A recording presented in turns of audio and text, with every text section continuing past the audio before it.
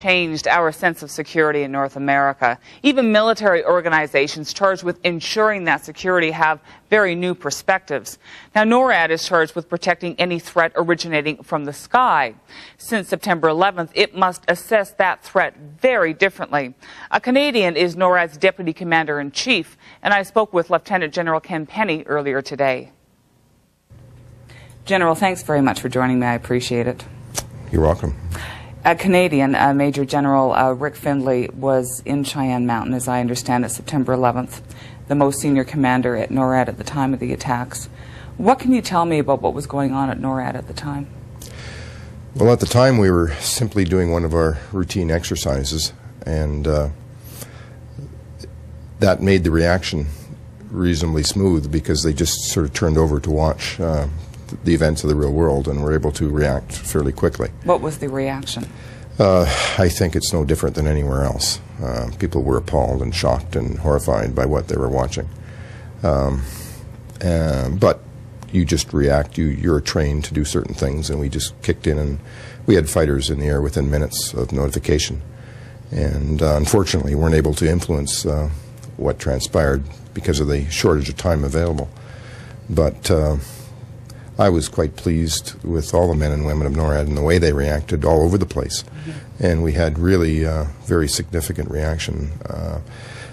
Within an hour and a half, 2 hours, we had airplanes airborne over every major city in the United States, and we had the traffic all landed pretty well, and it was a fairly significant reaction to what was a horrific event.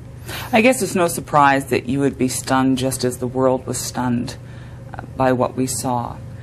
But was that an event that NORAD ever contemplated happening, that commercial airliners could be used as essentially guided missiles? That's a good question.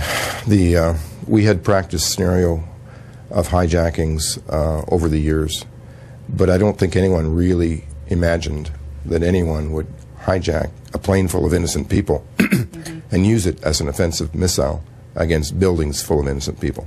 Does that mean all bets are off in terms of how NORAD assesses possible threats out there now?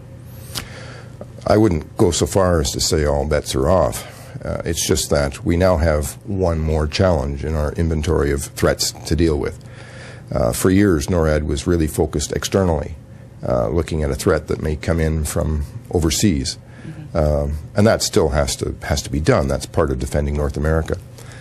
But what we've had to add to our inventory over the past few weeks is to get a better understanding of what's happening inside our own airspace, to work more closely with the various air traffic control authorities, to get a better air picture of what is going on a minute-to-minute basis inside the country.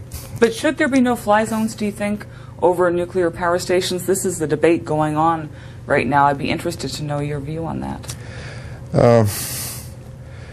In some cases, there may well have to be, but I think that debate should be in the proper channels, and it is. So we simply are geared to react to any particular threat to North America. The greater the exclusion zone around any particular area that might be of interest, the more easy it would be to be able to react. NATO AWACS are providing security over North America right now, something that is unprecedented, under NORAD command. What can you tell me about how that's going? This is a rather unprecedented turn of affairs. NATO has, in my understanding, for the very first time, invoked Article 5, which means they recognize that a member country has been attacked. And for the very first time in my recollection, we are actually moving NATO assets to help North America defend itself. So these 5 AWACS have come over to North America, and they will take their turn in helping provide surveillance of our airspace to relieve some of the other crews that are working very hard, just to contribute to maintaining a watch over our space and making sure that if something does happen, we can react appropriately. Your predecessor, General MacDonald, make the argument for a missile defense system. And he says that Canada's failure to support it could relegate NORAD to a limited role in air defense, could cause it to atrophy over the next several years. He muses about the possibility, obviously, about nuclear, biological, and chemical warheads, and that's very relevant to people right now. And George Bush in Shanghai declared it more important than ever. What's your view on that? Well, first of all, you need to understand that what we have right now is a ballistic missile defense program being run by the United States, and it's in a test and evaluation phase. So we don't really have any defense against ballistic missiles today. Secondly, you need to understand that it's not a NORAD mission today.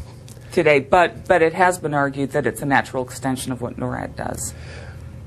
Should it be put into place? Certainly that's what General MacDonald has argued. Should it be put in place? Probably the most natural way to have this being run is through NORAD, but that would presuppose American decision to deploy and presuppose a Canadian decision to cooperate in that deployment to have Canadians involved. But if the United States does deploy, is it your view that Canada needs to support it, essentially? Because that sounds like what he is suggesting or has suggested in the summer of 2000. Well, ultimately that's a political decision, and of course I can't speak to what should or should not be a political decision given the position I occupy. But I think it's one that has to be very, very carefully considered, particularly in the context of Homeland Defense, which is a very growing issue now in the United States after 11 September. I think people are taking the defense of North America a lot more seriously now than they were before 11 September. I think people now understand there's more threats than some people had really understood, and they can come from different directions. General, finally, is it your view that NORAD's mission needs to change in the wake of September 11th? Well, prior to 11 September, nobody imagined we'd take airliners full of innocent people and make them offensive missiles against buildings full of innocent people. It's something that we now have to. It is hard to grasp, and it's not intuitive for anyone. And I can understand why we weren't prepared to deal with that specific threat, but we are now. So from time to time over Canadian cities, there will be airplanes flying overhead. That shouldn't be cause for alarm. That should be cause for reassurance, because we're just practicing our procedures, making sure that should the event ever arise, we can respond appropriately. General Pennie, thank you very much for talking with me. I appreciate it. Oh, you're welcome, Kathleen. It's been a pleasure. And that is Newsreel Today for this hour. There is more coming up. Ben Shin joins us once again in just a few moments with a newscast in the next hour.